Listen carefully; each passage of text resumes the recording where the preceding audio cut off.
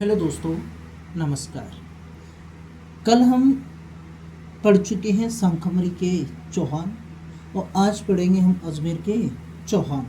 तो अजमेर के चौहानों की व्युत्पत्ति कहाँ से हुई? तो अजमेर के चौहानों की जो उत्पत्ति हुई थी वो शाकंभरी चौहान के राजा प्रथम पृथ्वीराज प्रथम के उत्तराधिकारी था अजय राज।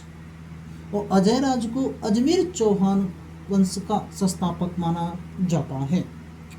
और अजय राज का समय था वो था 1105 से 1133। 1105 ईस्वी में अजय राज का राज्याभिषेक शाकंभरी में हुआ था। यानी जो राजा था अजय राज, इसका जो राज्याभिषेक था वो हुआ था शाकंभरी में।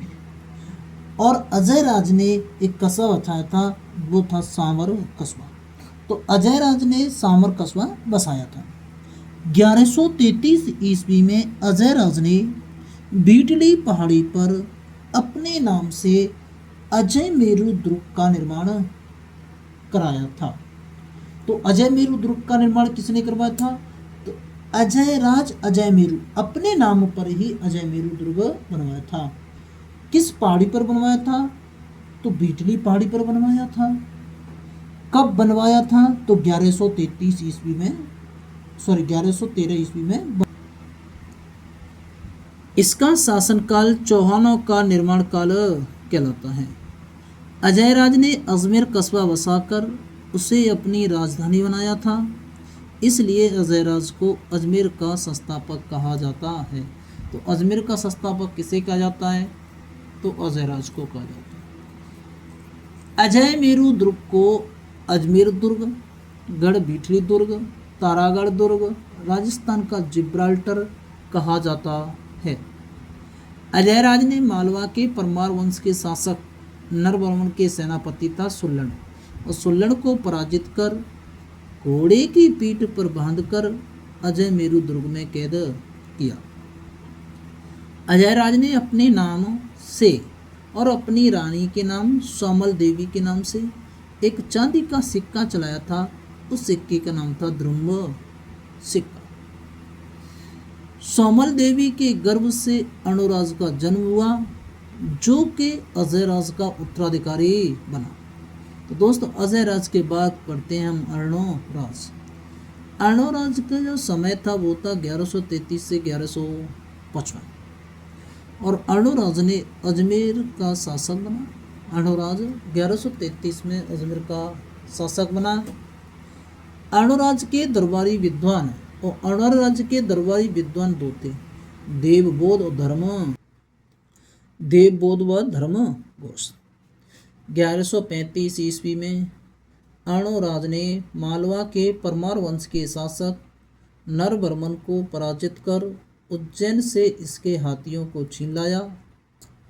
1137 ईस्वी में अर्णोराज ने तुर्की आक्रमणकारी लूका को पराजित किया और अजमेर को शुद्ध करने के लिए तारागढ़ व नागपहाड़ी के मध्य एक मीठे पानी की कृत्रिम आना सागर झील का निर्माण करवाया था। क्वेश्चन आता है यहाँ से कि आना सागर झील का निर्माण किसने करवाया था? तो अर्णोराज ने। आना सागर झील किन दो पहाड़ियों के मध्य स्थित है? तो तारागढ़ व नाग पहाड़ी के मध्य स्थित है। तीसरा क्वेश्चन यहाँ से आता है कि अर्णोराज ने चंद्रा व बांडी नदियों के पानी को रोक करके आना सागर झील का निर्माण करवाया था। तो अर्णोराज ने जो आना सागर झील का निर्माण किन दो नदियों के पानी को रोक करके करवाया था? तो वो था चंद्रा और बांडी नदियां। नोट: 17वीं सदी में मुगल शासक जहांगीर 17वीं सदी में मुगल शासक जहांगीर ने अपनी प्रसिद्ध बेगम नूरजहां, यानी जहांगीर की बेगम थी नूरजहां, और नूरजहां के साथ जहांगीर आना सागर झील की यात्रा करने के लिए आए थे।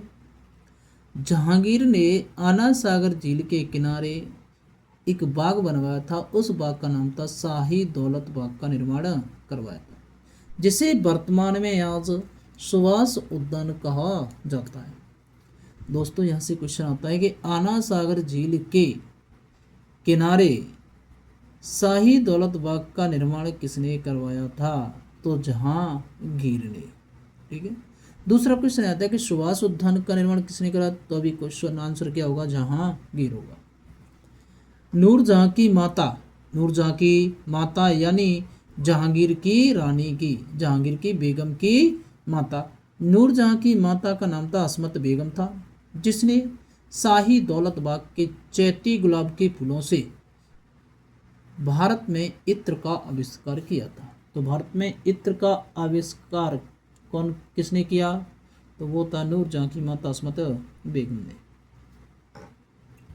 मुगल शासक शाहजहां अपनी प्रसिद्ध बेगम मुमताज महल, जिसका नाम था अर्जु बंद बानो बेगम, के साथ आना सागर झील की यात्रा की थी। जहांगीर की बात की थी, शाहजहां ने आना सागर झील की यात्रा की। इसी समय शाहजहां ने शाही दौलत बाग के चारों ओर संगमरमर के 5 दरवाजों का निर्माण करवाया, जिन्हें 12 दरिया कहा जाता है। तो 12 दरिया कहाँ पर स्थित हैं? तो अजमेर में। किसने निर्माण करवाया था? तो शाहजहां ने करवाया था। जहांगीर ने नूरजहां के कहने पर पुष्कर के बराह मंदिर की विष्णु की मूर्ति को पुष्कर झील में फेंका था। किसने? जहांगीर ने।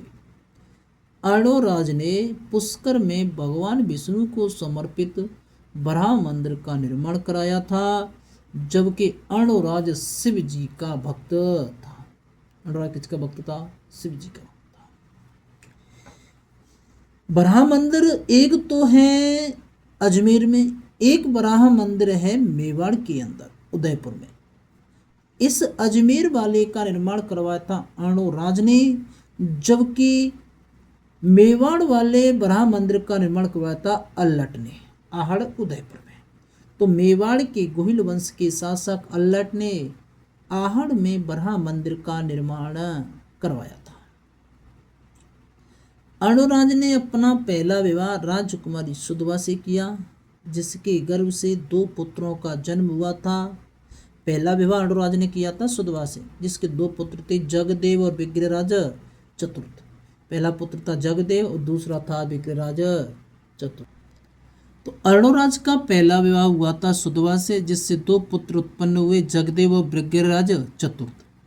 जबकि अर्णोराज का दूसरा विवाह चालुक्य वंश के शासक सिद्धराज जय सिंह की पुत्री कांचन देवी के साथ हुआ, जिसके गर्भ से अर्णोराज का सबसे छोटा पुत्र सोमेश्वर चौहान का जन्म हुआ।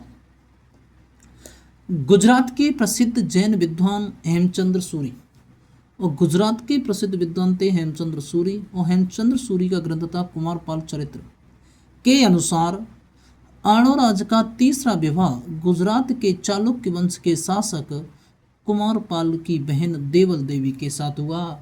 तो अर्णोराज के इतिहास में 3 विवाह बताए जाते हैं।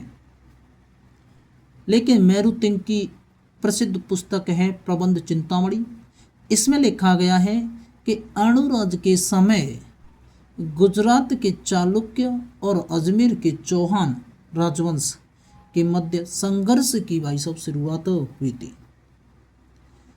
कुमारपाल चरित्र के अनुसार अर्णोराज को चालुक्य वंश के शासक कुमारपाल ने 2 बार पराजित किया था।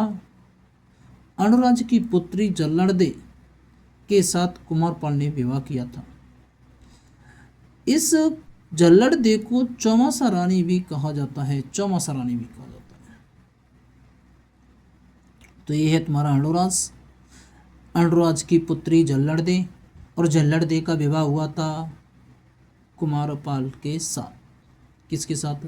कुमारपाल के साथ। और इसकी बहन थी कौन? देवल देवी। तो गुजरात के चालुक्य वंश के शासक जय सिंह सिद्धराज की बहन कांचन देवी का विवाह 1134 ईस्वी में हुआ था अर्णोराज के साथ, और कुमारपाल की बहन देवल देवी का विवाह अर्णोराज के साथ हुआ था। और जब ही अर्णोराज ने कुमारपाल ने अर्णोराज को हराया, और अर्णोराज ने जल्लड़ देवी का विवाह कुमारपाल के साथ किया।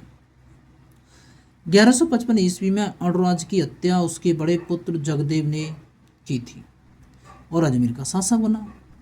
तो इसको कहते हैं जगदेव को पितृहंता। इतिहास पढ़ने का जो क्रम रहेगा वो इस प्रकार से रहेगा कि अणुराज के पुत्र जगदेव, जगदेव का पुत्र था पृथ्वीराज सेकंड, जगदेव का भाई विक्रराज चतुर्थ और सोमेश्वर चौहान। विक्रराज चतुर्थ के दो पुत्र हैं अपार गंगे और नागार्जुन, और सोमेश्वर के पुत्र हैं पृथ्वीराज तृतीय, और पृथ्वीराज तृतीय का पुत्र है गोविंद राज। तो अणुराज के चौहान अणुराज के पुत्र हैं। अणुराज के तीन पुत्र जगदेव, विक्रराज चतुर्थ और सोमेश्वर चौहान। जगदेव के पुत्र हैं पृथ्वीराज सेकंड, विक्रराज चतुर्थ का पुत्र है नागार्जुन और अपार गंगे, और सोमेश्वर चौहान का पुत्र पृथ्वीराज तृतीय और पृथ्वी तृतीय का पुत्र गोविंद राज। यहाँ से चौहान वंश की आगे बढ़ता जाएगा। चौहान वंश दोस्तों, जगदेव ने अपने पिता अणुराज की हत्या की, इसलिए जगदेव को चौहानों का पितृहंता कहा जाता है। यही देख लिया जाए कि भारत का पितृहंता कौन है, तो अजात शत्रु जो कि हर्यक वंश का था। भारत का अजात शत्रु किसे कहा जाता है, तो डॉक्टर राजेंद्र प्रसाद को कहा जाता है। राजस्थान का पितृहंता मिहिर भोज। प्रत्याहारों का पितृहंता मिहिर भोज।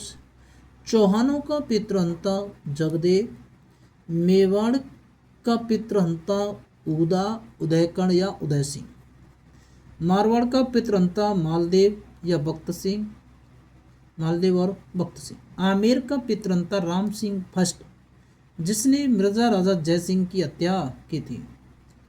1158 ईस्वी में विक्रराज चतुर्थ ने अपने बड़े भाई जगदेव की हत्या की और अजमेर का शासक बना। तो दोस्तों, अणुराज की हत्या जगदेव ने की और जगदेव की हत्या उसके बड़े भाई विक्रराज चतुर्थ ने की, और विक्रराज चतुर्थ बना अजमेर का शासक। और 1158 से 1163 में तक का काल विक्रराज चतुर्थ का शासनकाल कहलाता है। इस विक्रराज चतुर्थ ने दो उपाधि ग्रहण की, एक तो बीसल देव की, एक कवि बंधु या कटी बंधु, जिसका अर्थ होता है विद्वानों का शरणदाता। कवि बंधु यह उपाधि जयानक भट्ट के ग्रंथ था पृथ्वीराज विजय में दी गई थी। तो विक्रराज चतुर्थ ने कवि बंधु की उपाधि या कट बंधु की उपाधि किस ग्रंथ से हासिल की है, तो पृथ्वीराज विजय से। ये पृथ्वीराज विजय ग्रंथ किसने लिखा, जयानक भट्ट ने। दरबारी विद्वान देखे जाएं तो दरबारी विद्वान थे दो, नरपति नालय और सोमदेव। नरपति नालय की एक रचना थी बीसल देव रासो, जो कि संस्कृत भाषा में थी।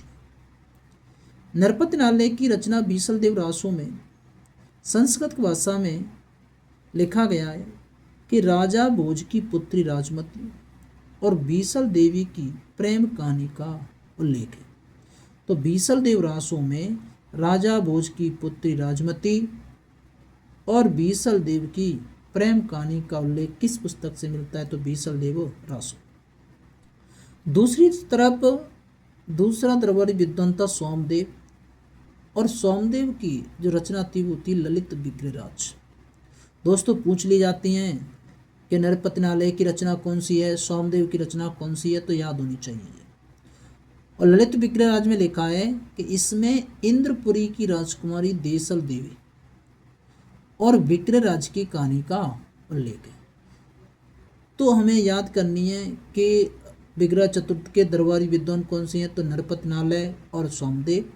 नरपति नालय की रचना कौन सी है, बीसल देव रासो, और सोमदेव की रचना है ललित विग्रहराज।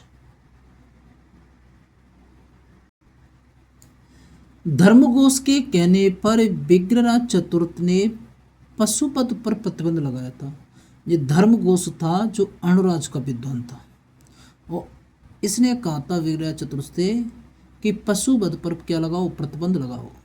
तो धर्मघोष के कहने पर विग्रहराज चतुर्थ ने पशुवध पर प्रतिबंध लगाया। विग्रहराज चतुर्थ चौहान वंश का प्रथम शक्तिशाली शासक था। इसका शासनकाल चौहानों की सत्ता का स्वर्णकाल, चरमोत्सव काल कहा जाता है। विग्रहराज चतुर्थ ने दिल्ली के तोमर वंश के शासक तंवर को पराजित कर दिल्ली को अपने साम्राज्य में मिलाया।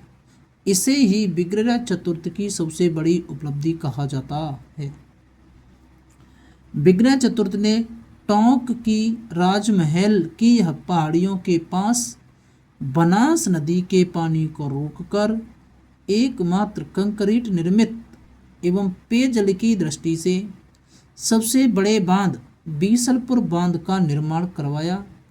इसलिए विग्रहराज चतुर्थ को बीसल देव भी कहा जाता है। तो पूछ लिया जाए कि बीसलपुर बांध का निर्माण किसने करवाया था, तो विग्रहराज चतुर्थ ने करवाया था। किस नदी के पानी को रोक कर करवाया था, तो बनास नदी के पानी को रोक करके करवाया था। बीसल देव ने इसी बांध के पास एक बीसलपुर कस्बा बसाया था। विग्रहराज चतुर्थ ने अजमेर में एक संस्कृत सरस्वती पाठशाला का निर्माण करवाया था, जिसका मूल नाम था सरस्वती कंठावरण था, और उसकी एक दीवार पर संस्कृत भाषा में स्वरचित हरकेली नाटक का आधा भाग लिखवाया था। हरकेली नाटक 12वीं के प्रसिद्ध ग्रंथ किरातार्जुनीयम पर आधारित है। बीसलपुर बांध के किनारे बीसल देव ने भगवान विष्णु का मंदिर बनवाया, जहां इसकी प्रतिमा नरसिंह अवतार में लगी थी। अजमेर में नामदेव मंदिर का निर्माण करवाया था। तो इस प्रकार से विग्रहराज चतुर्थ ने विष्णु मंदिर और नामदेव मंदिर का निर्माण करवाया। अढ़ाई दिन का झोंपड़ा।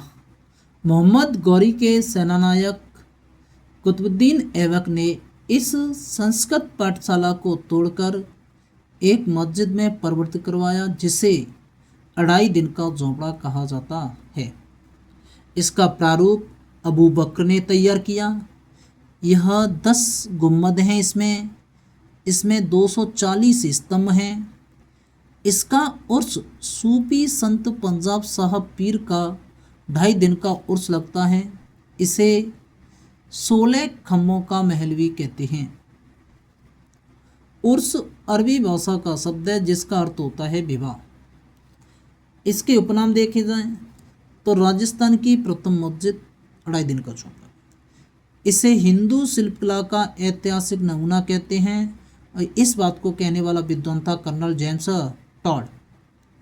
इसे ऐतिहासिक एवं पुरातात्विक दृष्टि से एक इमारत कहते हैं, इस बात को कहने वाला था कनिंघम। अढ़ाई दिन में निर्मित होने के कारण इस मस्जिद को बोलते अढ़ाई दिन का झोंपड़ा। इस बात को कहने वाला विद्वान है जॉन मार्शल। विग्रहराज चतुर्थ ने खुसरो शाह को पराजित किया, जो कि गजनी का शासक था। विग्रहराज चतुर्थ के इतिहासकार किलहॉर्न ने कालिदास और भवभूति से तुलना की। कालिदास का सबसे प्रसिद्ध नाटक अभिज्ञान शाकुंतलम है, जिसमें एक मछुआरे और कर्मचारी के मध्य संबंध का उल्लेख है, तथा इसमें शकुंतला और दुष्यंत की प्रेम कहानी का उल्लेख है। तो कालिदास का सबसे प्रसिद्ध ग्रंथ का नाम है अभिज्ञान शाकुंतलम, जिसमें एक मछुआरे और कर्मचारी के मध्य संबंध का उल्लेख है, और इसमें शकुंतला और दुष्यंत की प्रेम कहानी का भी उल्लेख है। भवभूति का सबसे प्रसिद्ध नाटक था मालती माधव, जिसमें पद्मावती राज्य की मालती और विदर्भ के माधव की प्रेम कहानी का उल्लेख है। 1163 ईस्वी में विग्रहराज चतुर्थ ने दिल्ली में अशोक मौर्य के अभिलेख पर शिवालिक स्तंभ पर लेख लिखवाया, जिसके अनुसार विग्रहराज चतुर्थ ने मुसलमानों को अटक नदी के उस पार तक सीमित कर दिया था। इस प्रकार विग्रह चतुर्थ ने आर्यावर्त को वास्तविक रूप से आर्यों का निवास स्थान पुनः बनाया। मैरुतुंग ने अपने ग्रंथ प्रबंध चिंतामणि में विग्रह चतुर्थ को तुष्कारजित कहा। सोमदेव ने विग्रह चतुर्थ को विद्वानों में प्रथम कहा था। विग्रह चतुर्थ को उत्तराधिकारी अपार गांगेय था। अब दोस्तों अपार गांगेय आता है 1163 से 64, एक साल 1164 ईस्वी में जगदेव के पुत्र पृथ्वीराज द्वितीय ने अपार गांगे की हत्या कर अजमेर का शासक बना। पृथ्वीराज द्वितीय 1169 ईस्वी में पृथ्वीराज सेकंड की निसंतान मृत्यु हुई। पृथ्वीराज द्वितीय का उत्तराधिकारी सोमेश्वर चौहान था। सोमेश्वर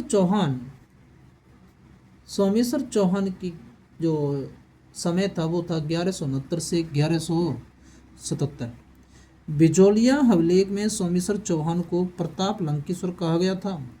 सोमेश्वर चौहान ने राजपूताना में एक नवीन मूर्तिकला को प्रोत्साहन किया था, जिसके तहत अणुराज और सोमेश्वर चौहान की एक साथ मूर्ति बनाई गई।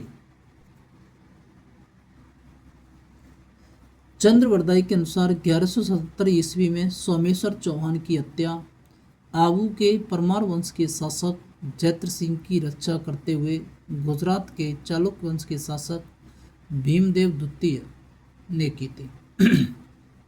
सोमेश्वर चौहान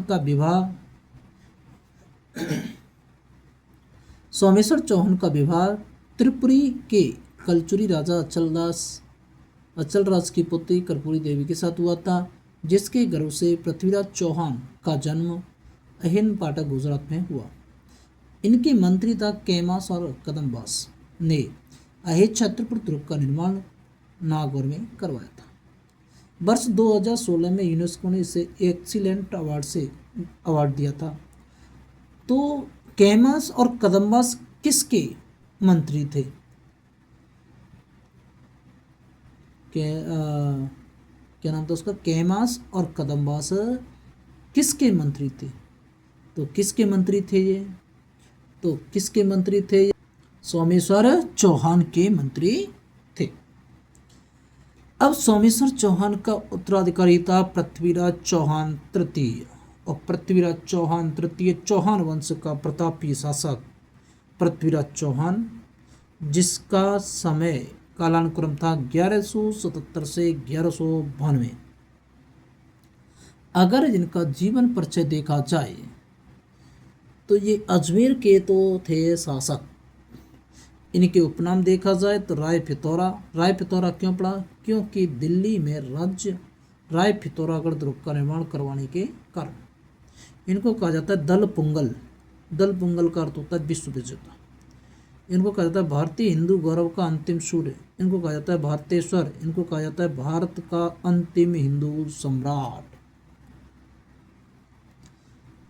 पृथ्वीराज चौहान तृतीय की माता का नाम था कर्पूर देवी। त्रिपुरी के चेदी वंश के कलचुरी राजा अचलराज की पुत्री, दिल्ली के तोमर वंश के संस्थापक अनंगपाल तोमर की पुत्री थी। पृथ्वीराज चौहान के पिता का नाम था सोमेश्वर चौहान, जो कि भीमदेव द्वितीय ने इनकी हत्या की थी। इनका छोटा भाई था हरिराज, छोटी बहन थी प्रथा का विवाह मेवाड़ के शासक समर सिंह के साथ किया था। चचेरा भाई था नागार्जुन, विवाह किया था इच्छनी कुमारी, आबू के परमार जैत्र सिंह की पुत्री थी। इच्छनी कुमारी के साथ इन्होंने ब्याह किया। इनका विवाह संयुक्ता के साथ हुआ था।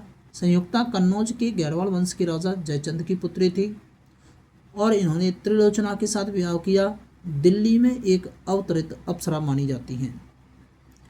पृथ्वीराज चौहान तृतीय के पुत्र का नाम था गोविंदराज, जो कि दिल्ली सल्तनत कुतुबुद्दीन ऐबक ने अजमेर का शासक बनाया था। 1194 में रणथंभौर में चौहान वंश का संस्थापक बना। इनके मंत्री देखे जाएं तो मुख्यमंत्री, प्रधानमंत्री या मंत्री कैमास या कदम्बास और सभा व्यास थे। कला साहित्य समिति का प्रथम अध्यक्ष पद्मनाथ और विश्वासघाती मंत्री था इनका प्रताप सिंह या अश्वाधिपति। इनके घोड़े का नाम था नाटेरंबा। सबसे इम्पोर्टेंट क्वेश्चन है कि पृथ्वीराज चौहान के घोड़े का क्या नाम था, तो नाटेरंबा था। पृथ्वीराज चौहान के सेनापति था भुवनमल। उत्तरायण के प्रथम युद्ध में इनका सेनापति था स्कंद। उत्तरायण के द्वितीय युद्ध में पृथ्वीराज चौहान का सेनापति था गोविंदराज और खंडेराव। गुड़गांव के युद्ध में इनका जो सेनापति था वो था घुमने कमल। गो से गुड़गांव, गो से घुमने कमल। महुआ के युद्ध में इनका सेनापति था पंजना राय। अब जिनके दरबारी कवि देखे जाएं तो इनका दरबारी कवि था चंद्र बरदाई। चंद्र बरदाई का वास्तविक नाम पृथ्वी भट्ट था। इनकी पुस्तक है पृथ्वीराज रासो। यह पृथ्वीराज का मित्र था, राज कवि था और लाहौरी कवि था चंद्र बरदाई। दूसरा था कश्मीरी कवि जयानक भट्ट। पुस्तक थी इनकी पृथ्वीराज विजय। अन्य दरबारी कवि देखे जाएं तो बागेश्वरी, विश्वरूप, आशाधर, जनार्दन, विद्यापति गौड़। विश्वरूप हमीर देव चौहान का पुरोहित था। अब इनके समकालीन शासक देखे जाएं तो गजनी का तुर्की मुस्लिम आक्रमणकारी मोहम्मद गौरी था। इनका मूल नाम मोहम्मद बिन शाम। चंदेल वंश जैजा भुक्ति राज्य बुंदेलखंड, राजधानी खजुराहो। परमार्दी देव इनका सेनानायक था आलार उदल। चालुक्य वंश हिनपाटल गुजरात, भीमदेव द्वितीय मूलराज सेकंड। गोहिल वंश चित्तौड़ मेवाड़, समर सिंह बहनोई था इनका। गेड़वाल वंश कन्नौज गंगा क्षेत्र, जयचंद गेड़वाल। जयचंद पिता का नाम विजयचंद, माता सुंदरी देवी, उत्तराधिकारी पुत्र हरिश्चंद, पुत्री संयुक्ता। इसका विवाह 1187 में हुआ था। पृथ्वीराज चौहान और मोहम्मद शहाबुद्दीन गौरी के मध्य अनेक छोटी छोटी लड़ाइयाँ लड़ी हुई और युद्ध हुए, जिनमें से 3 महत्वपूर्ण युद्ध थे जबकि 2 प्रसिद्ध हैं। उत्तरायण का प्रथम युद्ध, उत्तरायण का द्वितीय युद्ध। निम्न इतिहासकारों ने गौरी और पृथ्वीराज चौहान के मध्य कुल युद्धों का उल्लेख किया है। नयन चंद सूरी, हमीर महाकाव्य 7, चंद्र बरदाई, पृथ्वीराज रासो 21, मेरू तुंग के अनुसार प्रबंध चिंतामणि में 23 युद्ध बताए गए हैं। इनके समकालीन देखा जाए मोहम्मद गौरी का भारत आगमन कैसे हुआ। मोहम्मद गौरी ने सर्वप्रथम भारत के मुल्तान प्रांत पर आक्रमण करके कर्मादियों का पराजित किया था। 1178 ईस्वी में खास रण के मैदान में हहीरवाड़ा का युद्ध हुआ, जो कि मोहम्मद गौरी और गुजरात के चालुक्य वंश के शासक भीमदेव द्वितीय के मध्य हुआ, जिसमें भीमदेव द्वितीय ने मोहम्मद गौरी को बुरी तरह पराजित किया था। इसे ही मोहम्मद गौरी की भारत में पहली हार कहा जाता है। भीमदेव द्वितीय की माता का नाम नायिका देवी था, जिसने इस युद्ध में भीमदेव सेकंड की सेना का नेतृत्व किया था। कब तक गुड़गांव का युद्ध। गुड़गांव का युद्ध 1178 ईस्वी में पृथ्वीराज और नागार्जुन के मध्य हुआ था, जिसमें पृथ्वीराज का सेनापति घुमने कमल था और नागार्जुन का सेनापति देव भट्ट था। इस गुड़गांव के युद्ध में विजयी पृथ्वीराज थर्ड हुआ। यह पृथ्वीराज चौहान का प्रथम सैनिक अभियान था। भंडारकों के विद्रोह का दमन 1182 ईस्वी में हुआ। यह मूलतः पंजाब की एक जाति है। राजस्थान के अलवर भरतपुर सेक्टर में इनके द्वारा लूटपाट की गई। जिनपति सूरी के अनुसार पृथ्वीराज ने इनके सेनापति देवा भंडारक को पराजित कर सतलज नदी के पार पहुंचाया। एक था महुआ का युद्ध 1182, भंडारकों का विद्रोह का दमन 1182 में, महुआ का युद्ध 1182 में। महुआ के युद्ध को तुमुल का युद्ध भी कहते हैं। यह स्थान है यूपी में। महुआ का युद्ध पृथ्वीराज और परमदेव चंदेल के मध्य हुआ, जिसमें पृथ्वीराज चौहान का सेनापति पंजुर राय और परमदेव चंदेल के सेनापति आला उदल और मलखान था। इस युद्ध में परमदेव चंदेल के सेनापति आला उदल मलखान तीनों ही वीरगति को प्राप्त हुए। इस युद्ध में विजय पृथ्वीराज चौहान तृतीय की हुई थी। इस युद्ध में आला उदल वीरगति को प्राप्त हुए। कन्नौज शासक जयचंद घेड़वाल ने इस युद्ध में परमरदेव चंदेल का सहयोग किया था। इस युद्ध का कारण क्या था? तो इस युद्ध का कारण पृथ्वीराज के घायल सैनिकों को परमरदेव द्वारा बंधक बनाना। इस युद्ध के पश्चात पृथ्वीराज ने महुआ पर अधिकार कर यहाँ का प्रशासक पंजुर राय को नियुक्त किया था। आलाखंड पुस्तक का रचयिता जगनिक है। चौहान घेड़वाल संघर्ष। इस संघर्ष का कारण क्या था? दिल्ली व कन्नौज पर अधिकार को लेकर दोनों पक्षों की महत्वाकांक्षाओं को लेकर। दूसरा पॉइंट है 1182 में महुआ युद्ध में पृथ्वीराज के खिलाफ जयचंद गढ़वाल के द्वारा सेना भेजना। एक है 1187 में पृथ्वीराज ने संयुक्ता के साथ गंधर्व विवाह किया था। चौहान चालुक्य संघर्ष, इसका क्या कारण था? गुजरात के शासक भीमदेव ने पृथ्वीराज के पिता सोमेश्वर की हत्या की थी।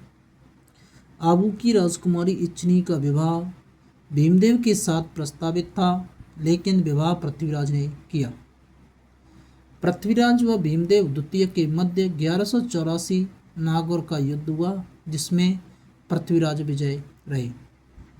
आबू के जगदेव प्रत्यार ने 1187 में चालुक्य व चौहान के मध्य संधि करवाई। एक होता तराइन का प्रथम युद्ध। तराइन का प्रथम युद्ध 1191 में हुआ था। कहाँ हुआ? करनाल हरियाणा में हुआ। किसके मध्य हुआ? पृथ्वीराज तृतीय मोहम्मद गौरी के मध्य हुआ था। इस युद्ध में पृथ्वीराज चौहान तृतीय का सेनापति कौन था? स्कंद था। इसमें विजय किसकी हुई? तो पृथ्वीराज चौहान की हुई थी। इसे गौरी की भारत में दूसरी हार कहा जाता है। तराइन के द्वितीय युद्ध से पहले मोहम्मद गौरी ने अपने राजदूत रुकनुद्दीन हामजा और तो तराइन के द्वितीय युद्ध से पहले मोहम्मद गौरी ने अपने राजदूत रुकनुद्दीन हामजा और कासिम उल मुल्क की सहायता से पृथ्वीराज चौहान के मध्य संधि करने का असफल प्रयास किया। तराइन का द्वितीय युद्ध 1192 में हुआ था। पृथ्वीराज तृतीय और मोहम्मद गौरी के मध्य में हुआ था। इस युद्ध में पृथ्वीराज तृतीय का जो सेनापति था वो था खंडेराव। इसमें विजेता हुआ था मोहम्मद गौरी। तराइन के द्वितीय युद्ध में जयचंद ने गौरी का साथ दिया था, क्योंकि पुत्री संयुक्ता को लेकर जयचंद और पृथ्वीराज के मध्य वैमनस्यता थी। तराइन के द्वितीय युद्ध के समय संजरी गांव का प्रसिद्ध चिश्ती मोहिउद्दीन चिश्ती भारत आया। भारत में चिश्ती संप्रदाय का संस्थापक मोहिउद्दीन चिश्ती था। मोहिउद्दीन चिश्ती का खानका अजमेर में स्थित है। सूफी संतों के निवास स्थान को खानका कहलाते हैं। मोहिउद्दीन चिश्ती की दरगाह अजमेर में। तराइन के द्वितीय युद्ध को भारत का परिवर्तन युग अर्थात टर्निंग पॉइंट कहा जाता है, क्योंकि 1192 में मोहम्मद गौरी ने भारत में मुस्लिम सत्ता की स्थापना की थी। भारत में मुस्लिम साम्राज्य का संस्थापक मोहम्मद गौरी। मिनहाज उस सिराज के प्रसिद्ध अरबी भाषा के ग्रंथ तबकात ए नासरी के अनुसार तराइन के द्वितीय युद्ध के समय मोहम्मद गौरी ने पृथ्वीराज चौहान और उसकी रानी इच्छनी कुमारी को युद्ध के मैदान से भागते हुए सरस्वती सिरसा हरियाणा नामक स्थान पर हत्या की थी। पृथ्वीराज रासो के अनुसार पृथ्वीराज चौहान की मृत्यु गजनी अफगानिस्तान में हुई। इस पुस्तक के अनुसार गजनी में पृथ्वीराज ने 4 बांस 24 गज अंगुलाष्ट प्रमाण ता ऊपर बैठो सुल्तान मत चूके चौहान के कथन का अनुसरण करते हुए शब्दवेदी बाण से मोहम्मद गौरी की हत्या की और अपने मित्र चंद्रबरदाई के साथ अपनी कटार से आत्महत्या की। मिनहाज के अनुसार मोहम्मद गौरी के गजनी लौटते समय लाहौर में रावी नदी के किनारे दरहम नामक स्थान पर नमाज पढ़ते समय शिया मुसलमानों की सहायता से सिंधु के खोकर जाटों ने इसकी गर्दन काटकर हत्या की थी। यह दोस्तों चंद्रावर का युद्ध। चंदावर का युद्ध 1194 में हुआ था। स्थान कहाँ है? इटावा में हुआ था। किसके मध्य हुआ? जयचंद गढ़वाल और मोहम्मद गौरी के मध्य में हुआ था। चंदावर के युद्ध में विजय मोहम्मद गौरी की हुई थी। असद निजाम की पुस्तक है ताज उल नासिर के अनुसार पृथ्वीराज चौहान ने मोहम्मद गौरी की अधीनता स्वीकार कर अजमेर का शासन चलाया। पृथ्वीराज की मृत्यु के बाद गौरी ने अजमेर का प्रशासक गोविंदराज को नियुक्त किया। गोविंदराज को हरिराज ने हटाया। हरिराज को कुतुबुद्दीन ऐबक ने हटाया। ऐबक का राज्य टूटिया राज्य के नाम से प्रसिद्ध था। गोविंदराज ने 1194 में रणथंभौर में चौहान वंश की स्थापना की। मोहम्मद गौरी ने लक्ष्मी अंकित चांदी का सिक्का चलाया। पृथ्वीराज चौहान की स्थापत्य कला। अजमेर में चामुंडा माता का मंदिर का निर्माण करवाया। शीश खाना गुफा का निर्माण करवाया। अजमेर में कला साहित्य विभाग का निर्माण करवाया था, जिसका अध्यक्ष पद्मनाथ को नियुक्त किया। दिल्ली में फितौर रायगढ़ दुर्ग का निर्माण करवाया। अक्टूबर 2000 में पृथ्वीराज पर 5 रुपये का डाक टिकट जारी किया गया था। 1978 में पृथ्वीराज का राष्ट्रीय स्मारक अजमेर में बनवाया गया। ख्वाजा मोइनुद्दीन चिश्ती के बारे में देखें तो इसका जन्म सिजरी गांव में हुआ था, सिजिस्तान ईरान में। भारत कब आए? तुर्की मुसलमान गौरी के साथ आए थे। भारत का शासक पृथ्वीराज चौहान तृतीय था उस समय। उपाधि कहते इंद उल सुल्तान मोहम्मद गौरी ने दी थी इसे उपाधि। इसे भारत का आध्यात्मिक गुरु कहा जाता है। इसका खानका सूफी संतों का निवास स्थान है अजमेर में। पीर किसे कहते हैं? सूफी संत या गुरु को पीर कहते हैं। मुरीद किसे कहते हैं? पीरों के शिष्य। मुरीद वली पीर का उत्तराधिकारी। मुलफुजात सूफी संतों की बातचीत।